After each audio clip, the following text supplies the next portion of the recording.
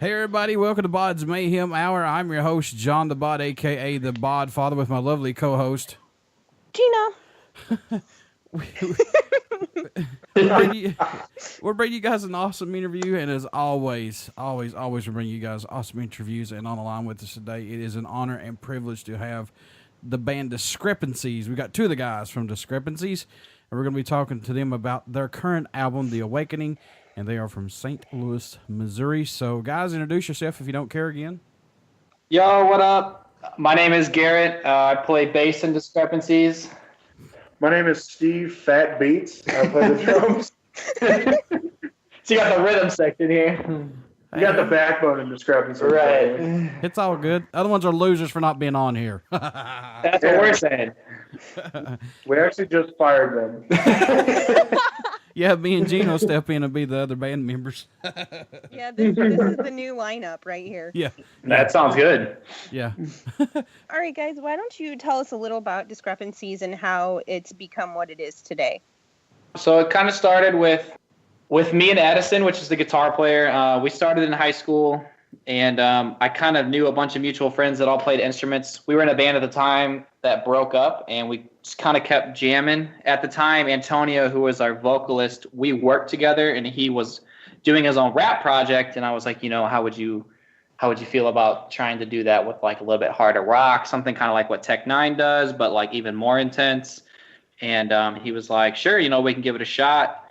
And it kind of just started working out.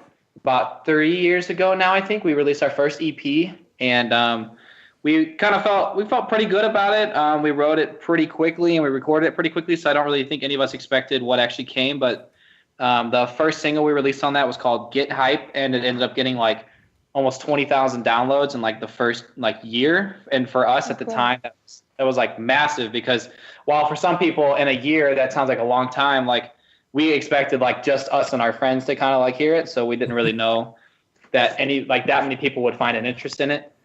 And then so it kind of started taking off from there. And then this past year we released our debut album, The Awakening, which has done extremely well. We lost our bassist at the time, and I actually personally, Garrett was playing drums at the time and switched over to bass. And Steve here stepped in this past August to play drums, and The Awakening has been doing pretty well so far. We haven't even hit the year mark yet, and I think it's already quadrupled what our EP did. So we're feeling pretty good about it right now. That's awesome. How have you guys evolved since the beginning, would you say, from your band? Or what are some obstacles on being a startup?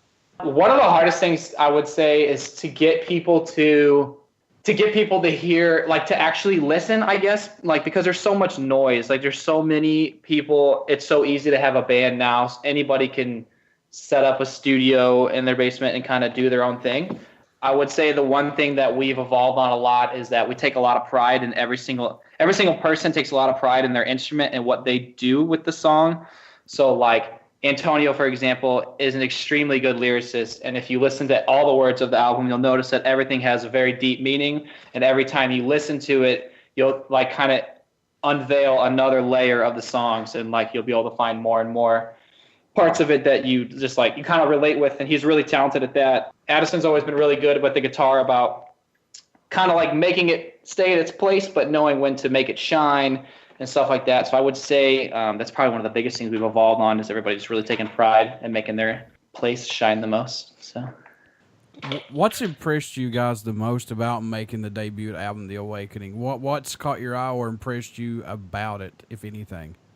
I mean, I joined the band right as that CD was getting, finished up, and right before it made its release and the debut.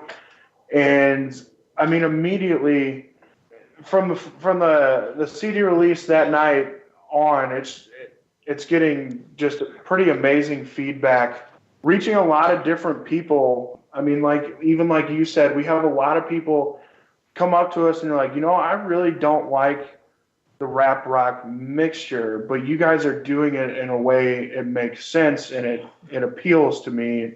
And there's a lot of people that have come up and said that to us that normally wouldn't give our type of bands a chance to even like. Amen. It's good. It is. I'm not gonna lie. I mean, I'm straightforward about stuff. Gina knows me. Yeah. I can't talk about how great this album is. I was going to ask you guys too at the end of the show if you wouldn't mind me putting a couple of songs in rotation to play on the streaming side of Uber City Radio, if that's okay. Yeah, absolutely. Go for it. Cool deal. And you guys are great live. Oh, thank you. So, have you been I watching would know. I've seen you.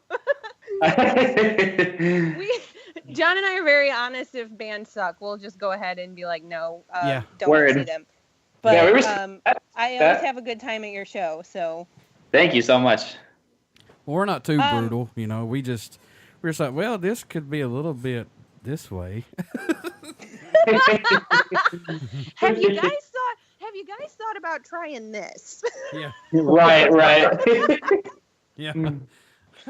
I know, John, you did say you were going to rap for us during this interview, right? Sure. Oh, I didn't know about this. Yeah. Apple, yeah, snapple, he told crapple, us actually before we started that he was a big rap fan. Yeah. So he was going to. This interview is over. I definitely want to hear you rap in your accent. Please do that right now. Wow. In my redneck accent? That's going to be hilarious. No. What? I don't know. Yeah. Apple, slapple, like a little crapple. Were those words? I think so. Sure. We're going to give you a verse next album. Yeah, they're my words. I don't know if they're your words, but they're mine. All right. Ow. Anyway, were there any misconceptions about what discrepancies is or isn't? Not that I can think of. A lot of people, I guess the one thing in that aspect is that does get kind of frustrating is a lot of people are quick to kind of label us, which does kind of happen just in the marketplace in general. Like people throw us into a genre like, oh, you're a metal band. Oh, Sure. you're a rapcore band. I'll never forget one time we were talking to people, we were showing people our music, and this guy came up and he said, I don't listen to that slit your wrist bullshit. And we just all stared at him. We were just like, what? And like, what? What the hell? Like we were all just staring at him. And so we showed him a song, and we can cuss on here, right? I'm sorry. Sure. I just realized I said that. Oh, Go right ahead. fuck no. No fucking cussing at all. Oh. Anyway, though, we showed him our song "Wake Up," and he was like, "Whoa! Like, holy crap! This is amazing. This is like one of the." He goes, "This is totally different than what I thought it was." And then he was like super nice to us. So we're all just like staring at him, like, "Okay." Fuck that guy. I mean, Wow. slit your wrist music could be Coldplay. Like, it does, you know what I mean? Like, Right. it could be, like, what are you listening to? Like, what are the words? Wait. And what's the Taylor music? Swift's new album is "Slit Your Wrist" VS. So you know. Coldplay? What the hell? You know, I don't know. I don't listen to Coldplay. I don't know what I'm talking about. But you know what I mean? Like, very melodramatic, like, whatever. Like, I don't know. Fiona Apper is the one that you slit your Apper? wrist. Yeah, Apper. I don't call her Apple. She's Fiona Apper. She's all over at bench. I'm like, is she riding the bench or what the hell is she doing? I mean, I just have to look back and say, yeah, move on. Click. Yeah. You guys work with producer, and I hope I pronounced his last name correct here, Matthew Amlung. Is that correct? I probably said it wrong. Amalong? Yeah, Yeah, pretty. yeah. I mean, yeah, that sounds about right. How was working with him on this? How hard did he push you guys? And did he let you go about your own way and then step in when he needed to? Hey, actually, really quick, our two members just walked in, so I'm gonna let one of them Get answer. him. Yeah. Get him. Okay. All right, You're so late. I'm gonna let them introduce themselves here. All right. Hey, this is Addison. No, this is Antonio. And what was the question? Wait a minute. Can I just stop? And I think so far this has been one of my favorite interviews already. It's totally gone rogue, and I'm okay with it. Yeah. Yeah, this makes good for when I air this. So it's all good. You guys worked with producer Matthew Amlong. How was working with him, and did he push you guys, a lot, and did he just step in when he needed to? Yeah, I mean, when we set out to make the record, this is Addison, by the way, we were actually looking for a few different producers. Matt was one of those on the list, and Matt was very responsive and intrigued to work with us, and we were excited because we've known a lot of great work he's done previously.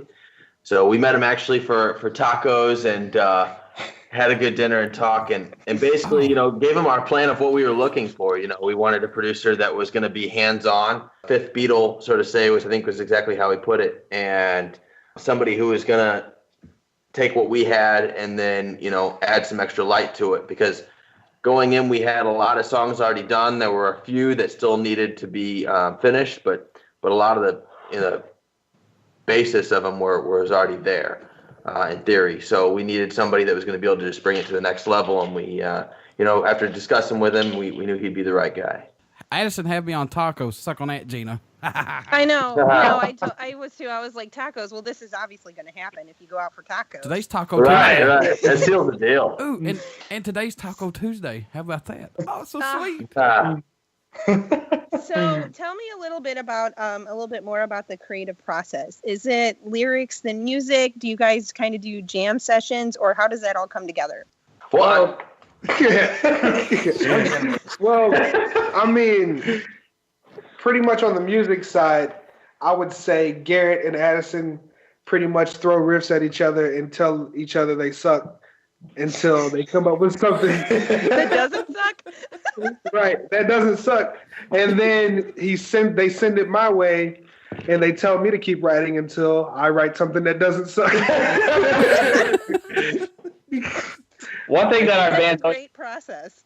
Right. One thing about our band, honestly, is like we kind of work like a hip hop production team in a sense. Like Addison and I basically like sit down and we do write riffs. And since we started, our band's always been very open and honest and like very like critiquing of each other's writing and stuff like that. And we always put it out there on the table. And like everybody just tries their best to not take anything personally.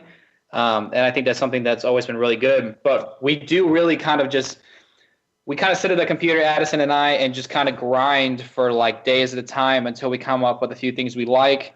And then we kind of take it from there and start adding a bunch of layers. And then we'll send it to Antonio. And then he'll tell us usually that he hates it. And so we'll go take it back and we'll do a bunch of revisions to it. And then we'll send it back to him. And then when Antonio likes it and he feels it a lot, that's when he writes best. And he comes up with some crazy stuff and he'll start sending us lyrics. And then we all kind of sit down and have like a meeting and we kind of say what really is good and what really isn't. So what he said is very accurate. That's pretty much how it goes. Are there any songs off the Awakening album that stand out more to you guys than any on it, possibly for each of you? I'm sure we each have our favorites. I mean, I don't know. It depends on the song. And What's the your mood. favorite song, Addison? Depends on the day. Today would be Rock the Show. But on a normal basis would probably be Not Alone, just because I got to do a little bit more vocal on that one. But I'm in a very pumped up mood, listened to Beartooth before I got here, so Nice. Rock the Show is my song of the day. Nice. And I know there's some samples of your music on your website, correct? Yeah, actually the whole album is up there. You can stream it for free. Are you guys on any other platforms? We are on every platform that I could find on the internet. So everything from Spotify to Pandora, YouTube, Facebook, Twitter, iHeartRadio, Instagram. Good God. Everything that you could probably think of. You could type in Discrepancies Music or Discrepancies Band. I guarantee you'll find at least 20 links to listen If to. you want one central hub to find us, though, discrepanciesmusic.com. Right. There's plenty of torrents, too. A lot of people... Plenty of torrents on there. So what? That's when you know you made it, when people are ripping your music for free. That's when you're like... That's true. I wish they'd take my shows and rip them off. Damn it. We're not cool enough, John. We're not You know cool what? enough. Hell with them. It's all right. What do you guys hope the fans take away from this new album, The Awakening? Once they start to listen to it and digest it, what do you hope they get from it, guys? I would just want people to be inspired. I have a lot of people come up to me or they'll tell me that they don't like rap or whatever, whatsoever, but they dig what I do and they dig the message. So, I mean, as long as I can do that, as long as I can get my message across and inspire people, I'm happy. What about you, Steve? What do you want people to take?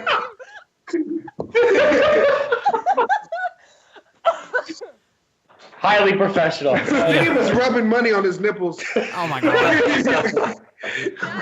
John, we got to do a video one next time with these guys. Well, if somebody would donate me a webcam, I would absolutely do it. Listen. Hey, actually, so this past weekend, I'm going to do a side quick tangent. We played a really big festival called Point Fest, and we've been shooting a documentary since that weekend. And our film guy here is still filming, and he got that. So as long as you guys are okay with us using your audio, that'll probably be Absolutely. Yeah. Well, As long as it's the part where he's rubbing stuff on his nipples, we're fine with it. Well, that will absolutely be in there. It will absolutely be. and as long as you guys get the name of the show right, because so many people put BODS Hour or BODS Mayhem, and they don't. And doing the promos at the end. Oh my god. We'll make sure Steve gets that to make sure it's accurate. So. Cool No, deal. but that's a great segue because I was going to actually, my next question was, why don't you guys tell me about the Road to Point Fest? And for those who don't know what the Road to Point Fest is, kind of explain that. So every year, a concert venue in our area teams up with the big rock radio station here, and they do what's called the Road to Point Fest. And Point Fest is a festival. It's usually 1 or 2 days long, and it's just an unbelievable amount of bands that they bring in from all over the country to play for this day or two. And Pops concert venue does the Road to Point Fest and lets the local bands around here do basically battles, and then they put a few bands on that festival to open up for the nationals or play their own stage at the festival. And we actually decided to do that this year and give it a shot. I believe the other guys did it as Discrepancies a few years back before I joined. But we got back into it this year, and we ended up winning and getting to open up for a few of our favorite bands at the amphitheater. Yeah, that's were you guys supposed to play the day with Korn? Yeah, we were. Oh, that's such a bummer. It is such a bummer, but to be honest, like it worked really well for us. It did. I mean, like everybody's human. Everybody's human. They have their things, and I totally understand why he couldn't perform. And if you heard the video, like it made sense why he couldn't perform. Yeah, but it really did. I saw the video.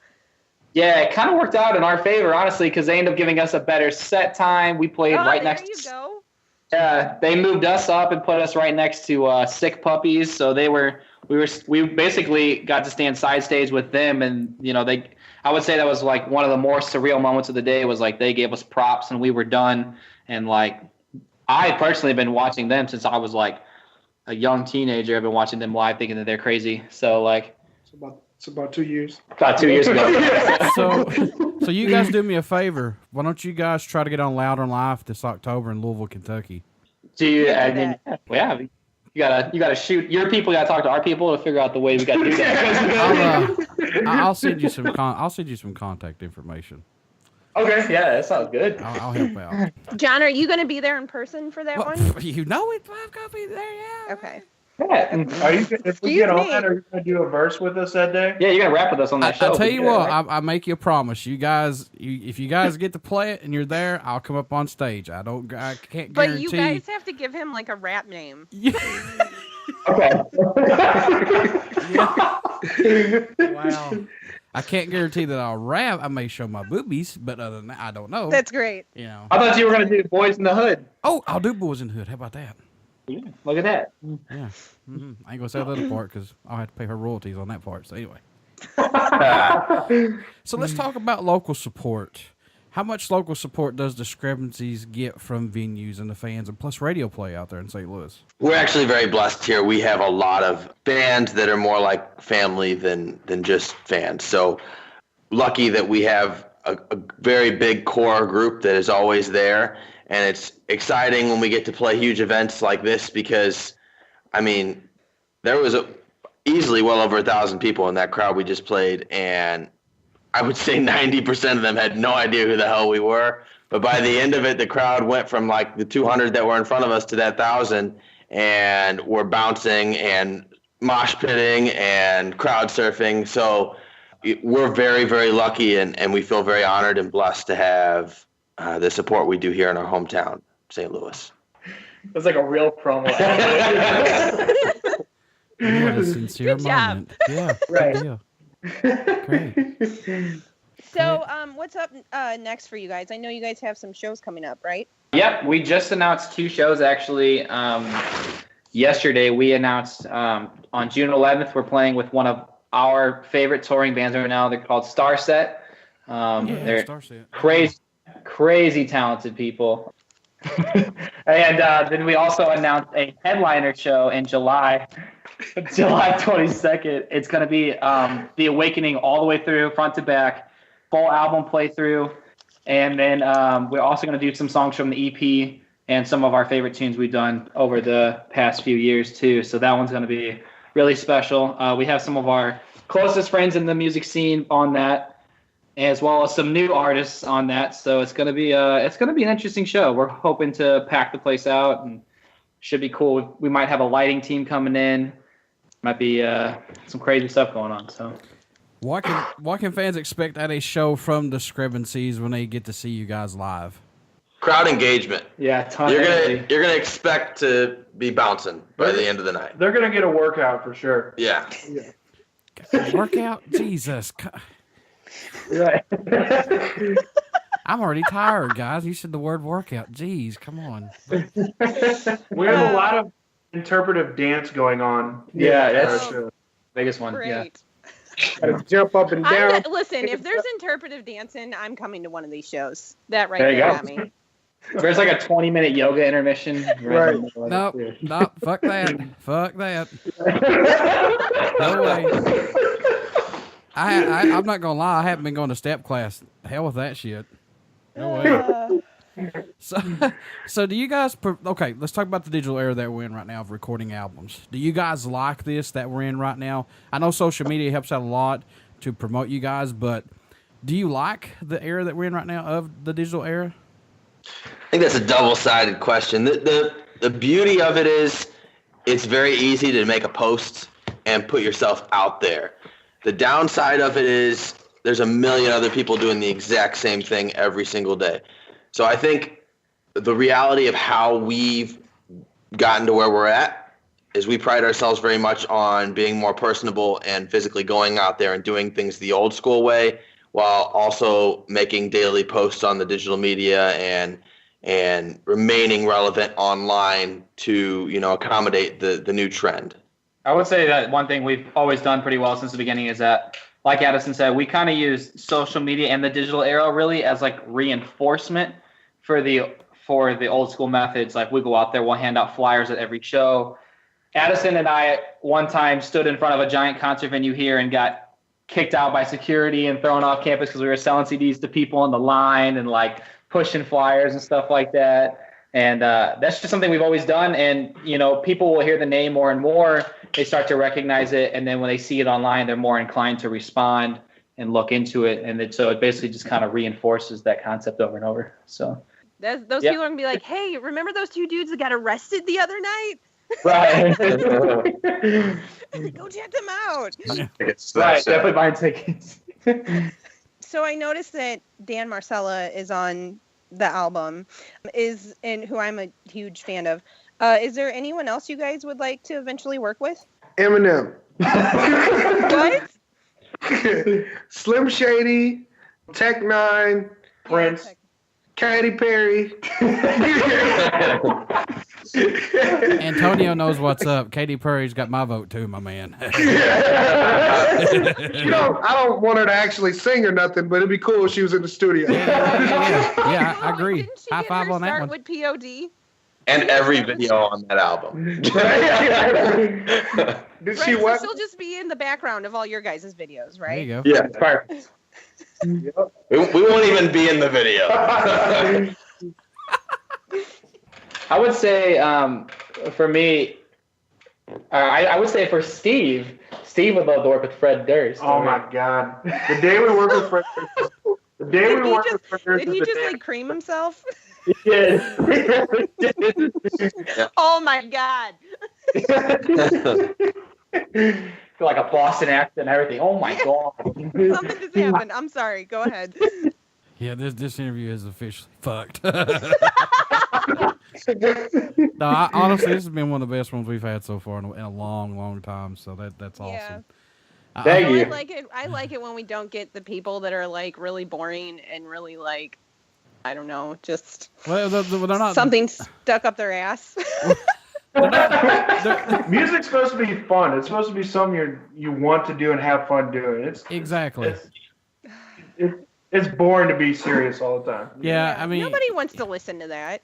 you know, they're not boring. It's just that sometimes it's like pulling teeth. It's like, so how about this new album? I like it. Anything else? I hope people like it too. Do you need a hug? Because I'll hug you. Is that what you need? I mean, do we need to have a pep up talk or something? Because I will give you a pep up. I'll go buy you a taco. Let's talk. For each of you, what made you want to become a musician? What was that spark? I know one of the guys is going to say Fred Durst already, but what's your guys' spark?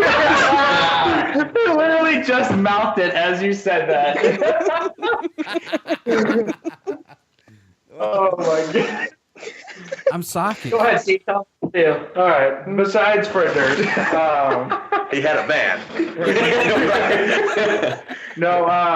I was fortunate enough to grow up with my dad, who was also a musician, who started me playing instruments really, really young.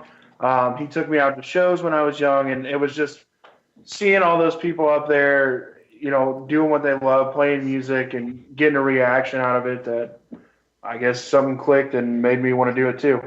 I would say for me, my biggest thing with music is that I've never been good at any kind of visual art. So I always really been into art since I was a kid. I liked art as like expression. It just like, it seems like the easiest way to like convey like raw emotion, because sometimes I just don't feel like words really kind of justify it. And so that's why I personally really enjoy and pursue music. There you go. Well, for me, my uncle rapped. He was in a rap group, and I used to watch him write and see, you know, what came of it. And I started writing a little bit then, and then I let it go for a while. And then a movie called 8 Mile came out. Next day, we're like middle school. The next day, we're all battling at the bus stop, like just going in, talking about each other's moms, and it got pretty ridiculous. But I noticed, like after a week or two, that I hadn't lost a battle. So I was like, wow, this might be something to this. I just got a glimpse. I just got a glimpse of the South Park where they're standing at the bus stop at the sign. Oh man. Right. Right. Yeah, it got pretty ridiculous. I almost lost some friends. Oh, God. But there you go, Eddie. But you got to know the moms pretty well, right? Right. That's awesome. For me, a little known fact, and I'm gonna put him under the radar too. Me and Garrett used to be in jazz band together in high school. Yeah, right. And marching band. Top that shit off. Yes. We, Are there pictures? Wait, are there pictures? Oh, there's some bad pictures. We'll send them all to you. But like, Oh my god. I started playing saxophone when I was 12. Went to my first rock concert pretty young, and something about seeing that made me, you know, think maybe I could do that someday. So. What was the first rock concert? You know, I don't. It was Seal. I don't know. Seal. I don't remember at this point. I don't remember what the first show was. Sadly enough, I don't have that cool story to say every time I get it. I don't know. Mine was Little Bow Wow. Damn. It was right. I love Little Bow Wow. No way. He also was Fred Durst. On record. No, it was Right Said Fred. Don't lie, dude. Right Said my Fred. God. I think is this your guys' dream tour right here that we just came up with? Little Bow Wow, Fred Durst. Pretty close. That's it. Bow Wow and Fred Durst. Wow. God almighty, this is horrible. Sounds like a VH1 show. So We has, love the 80s. so has for each of you guys, has Discrepancies from the start up till now, has it met your guys' expectations at this point? I would say that it's probably exceeded most of ours. Yeah. If not everyone's. I think that the really like crowning moment that we've had was this past weekend. And honestly, I would say the one thing that was like the nicest, like the craziest part was when we came off stage and like after just like settling down for a minute, we went out into the audience to like talk to our friends. And, you know, we're expecting to just talk to the people that we brought and just say, hey, you know, thanks for coming. And we ended up being like kind of like mobbed by people really. And like we literally signed stuff for like, I would say almost an hour straight. Like we were literally just like taking nonstop pictures. Yeah. We had people like climbing through the pit to sell T-shirts to people that didn't want to lose their spot in the pit. Oh, that's awesome. Yeah, it was pretty insane. I would say that that's something that I never thought I would honestly. Sold out of merch, didn't you? We did. We sold out of merch and CDs. I guess that's part of merch, but yeah, we sold out of everything we bought. Next question. Has anyone ever royally fucked up during the show? Yep, this past weekend. Go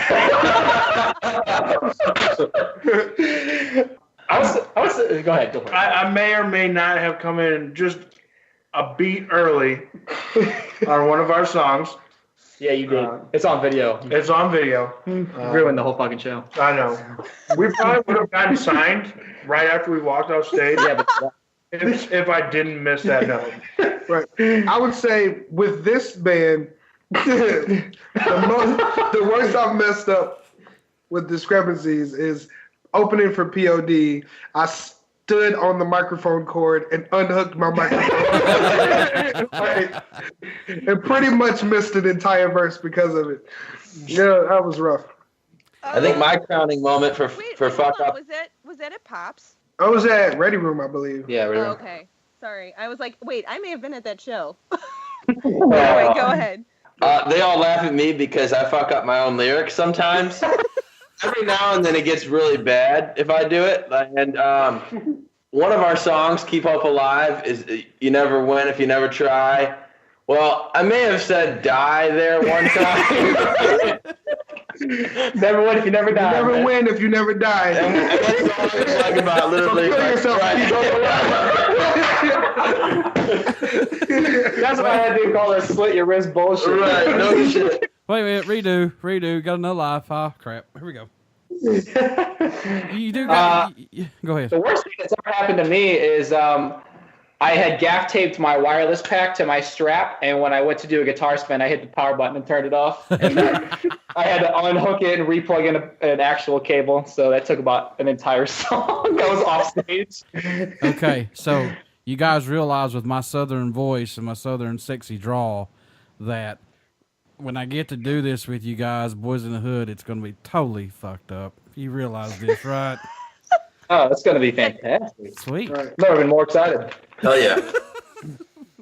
I need help, Gina. I'm scared. I am going to be of no help to you. I'm sorry. I will not crowd surf. I'm a hefty man. So. Oh, my God. So I was going to ask if I can collect my thoughts here. I'm like all over the place right now. I had like my sheet of questions that I was like, oh, I want to ask them this stuff. And like, I've totally gone off the map. But I know something that I wanted to ask you guys was, how do you deal with critics? Is that something that can consume you, or does it bother you at all? I'll take this one. No, actually, the people that... Wow, you heard somebody say something?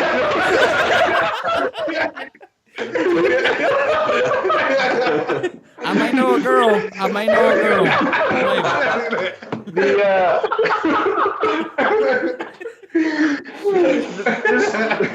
This is why we never get anything done. Yeah. We'll have another, killing YouTubers. we'll have another album out sometime in the next decade. No, we with the type of music that we do and that we put out, people are not going to like it. We know that. It doesn't bother us.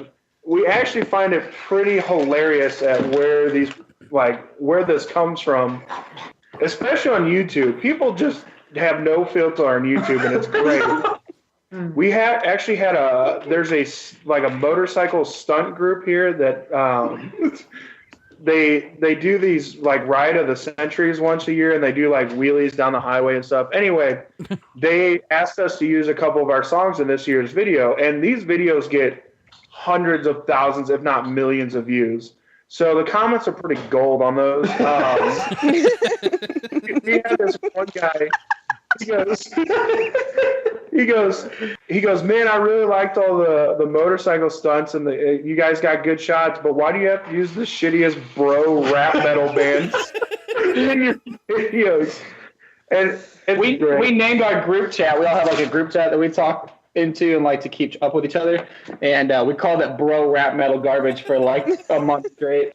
It's funny, honestly, like critics really don't get to us. Really, we try to take everything constructively and like turn it positive, and we also try to like verify if that person's legit or not. Like, what credentials do they have to be making this kind of critique and stuff like that? Because if it's my mom that says your music sucks, it's right. That's one thing, and then if it's like a music critic that's been in the music scene for 20 years, that's another thing. The funniest critics, I would say, are the ones that try to like personally describe each member. On that same video that Steve was describing, somebody literally described, they said, I bet the vocalist is like, what did they say, like 35-year-old man that wears combat boots and like cargo shorts, wears a flat belt. Jean shorts. He tried to completely describe, like he thought, I guess, was the stereotypical dude that would front the band. Right. And Antonio responded, actually, I drive a Volkswagen, not a I don't actually own a pair of jorts. Right? I said, I drive a station wagon, fucker. Take that. Right. I would say we try to take everything constructively, and if it's useful, we take it. If it's not, then just kind of roll with the punches. Hey, if they took that much time to write something negative on one of our videos, they took enough time to actually listen to the song. That's all that matters. Yeah. Right. Secretly, they like you guys. When people start doing shit like that, they secretly like your music. Trust me. I'm a firm believer that any publicity is good publicity. So Sure. If somebody's going to go online and they have a big following and they want to fucking hate on us, I will like pay them to do so. I don't care how it gets noticed. Somebody's going to like it.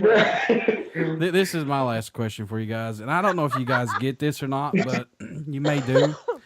But what's it mean to you guys when you receive an email from a fan or prior to the shows or after the shows? They'll tell you that your music has helped them through a tough time, or it's gave them inspiration to overcome obstacles, or it's just made them relax and get away from the everyday bullshit that we go through. What's that mean to you guys if that's happened to you guys, if you guys received that or not? It's an amazing feeling, definitely. Sometimes it can be a little bit overwhelming. Like, let's just say this past Point Fest, I overheard, like, my fiance was like trying to sell someone a CD, and I heard them say, "Oh yeah, that band was awesome." And then she goes, "Well, the vocalist is right over there." And like the moment he saw my face, he freaked out. Like tears welled up in his eyes and stuff. And I'm just like, "Whoa, dude, chill." Like I work at White Castle. Like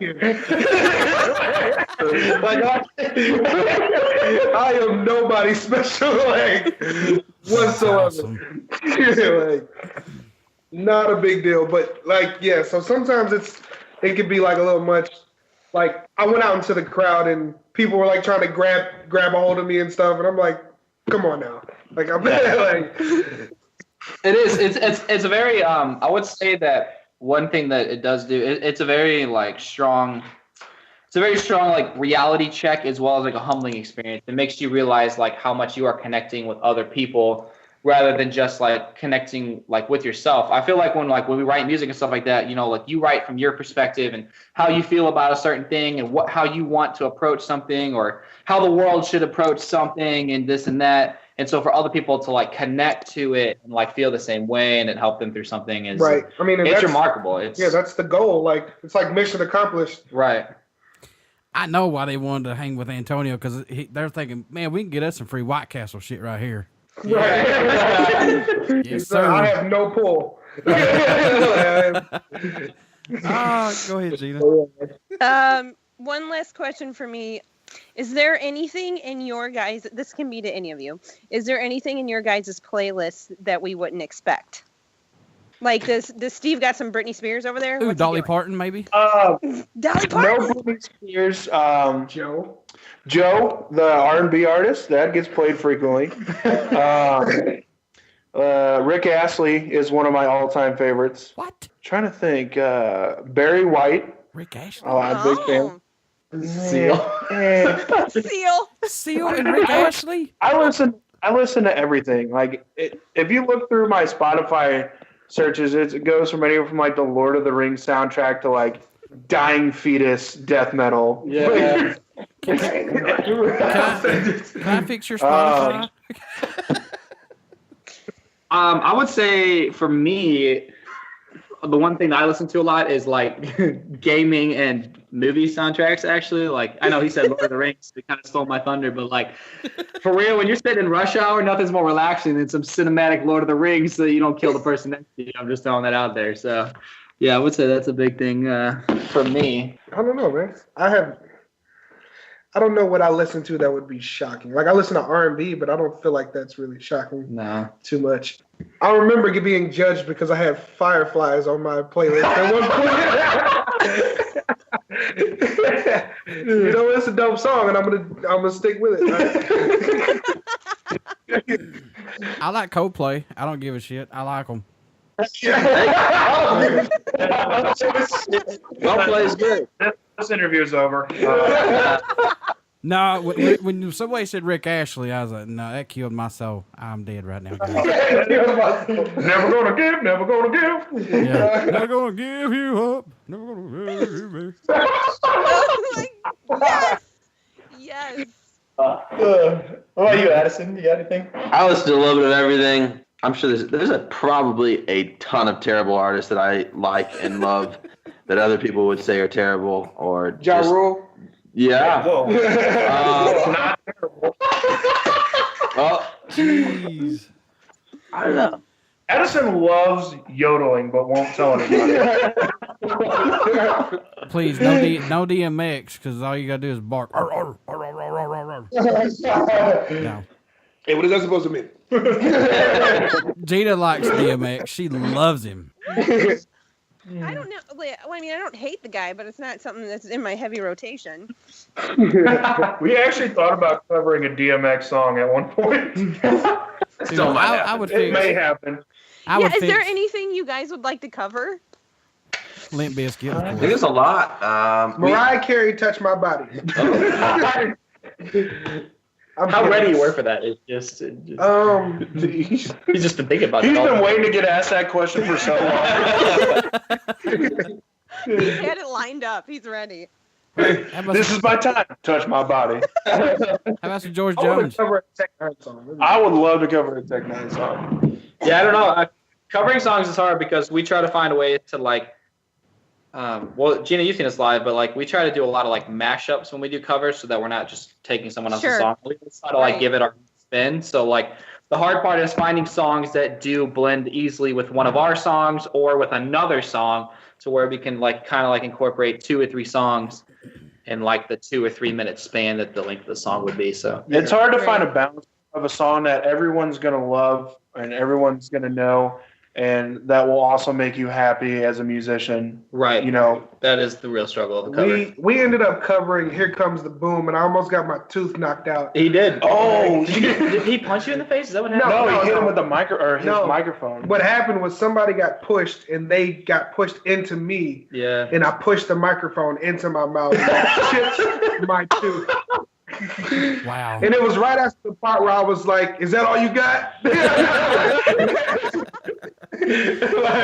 You were like, my bad. Yeah, and I definitely got the best shot. I would just like to say, as I said earlier, when Garrett and Steve was on here, I definitely am impressed with The Awakening. I've listened to it for the past several weeks, streamed it for the past several weeks, and honestly, I've streamed it and streamed it and streamed it and streamed it. So I'll listen to a little bit of other stuff, and I'll go right back to this album. I dig it. I like it. I'm not a huge fan of rap, but this is so good that it will make people turn their head and give it a chance, at least for sure. Thank you so much.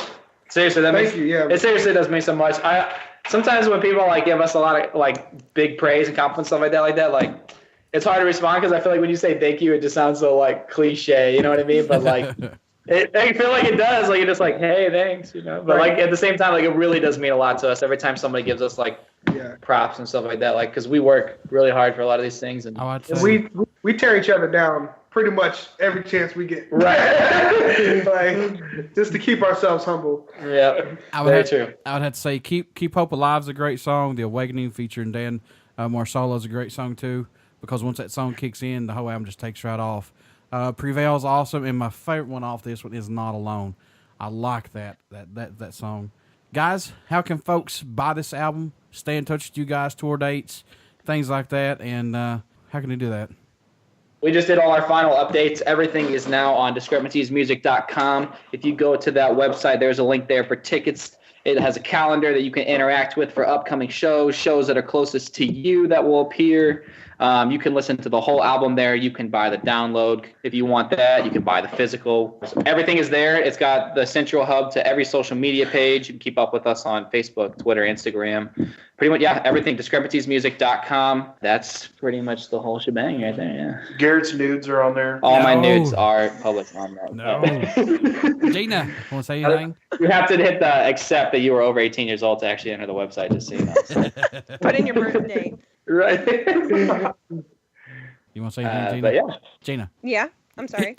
Yes, You want to say John? anything? No, I'm done with these dudes. Fuck these guys. Oh, damn. Now we're back to normal. No, I'm joking. No, thank you for being on the show. It was awesome. It was really definitely more of one of our fun interviews. So I love the new album, and I am going to try and make one of the upcoming shows. So thanks for coming on. Thank you so much. Thank you, guys. Guys, before I let you go, would one of you care to do a promo for the show, or all of you can chime in on it, however you want to do it? This is ATG from Discrepancies, and you're listening to BODS Mayhem Hour. Everybody stick around. We got some great music coming up, and you only hear these interviews right here on BODS Mayhem Hour at Uber City Radio from my lovely co-host, Gina. We'll see you guys next week. Thanks, guys. Thank you. Thank you.